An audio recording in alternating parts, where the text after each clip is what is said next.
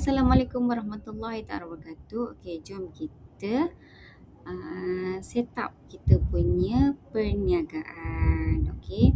Jadi bila kita dah login macam biasa, kita pergi dekat belah kiri ni, kita scroll ke bawah sampai kita jumpa settings. Okey, kita klik settings. Lepas tu ada tab perniagaan. Okey, kita klik dekat perniagaan ni. Dan ini adalah maklumat perniagaan yang kita kena edit lah.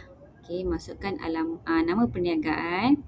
Lepas tu kategori ni pilih yang berkaitan dengan perniagaan kita lah. Kalau kita ada macam-macam, kita kecantikan, kesihatan pun kita buat, bayi kanak-kanak pun kita buat. So better kita pilih yang lain-lain lah. Okey, slot kedai ni okey, contoh lah kan. Boleh klik link kedai ni, boleh copy kat sini. Lepas tu buka satu browser, paste dekat sini, dia akan jadi macam ni lah. Okay, ini adalah slot kedai. Okay, lepas tu kita boleh masukkan nombor WhatsApp.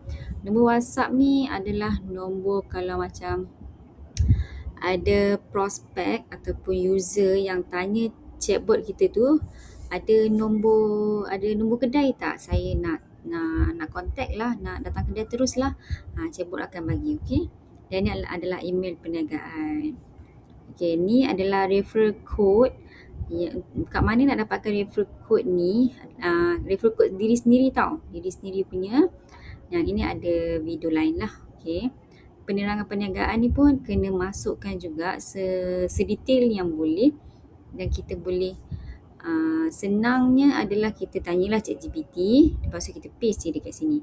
Bila dah siap semua, pastikan kita double check lah, okay, dah sesuai dengan perniagaan kita. Lepas tu kita klik simpan. Okay, kalau tak klik simpan ni dia tak save lah. Nanti kita pergi tempat lain, lepas tu kita pergi sini balik, dia tak ada sebab kita tak simpan. Okay, jangan lupa itu saja. Terima kasih.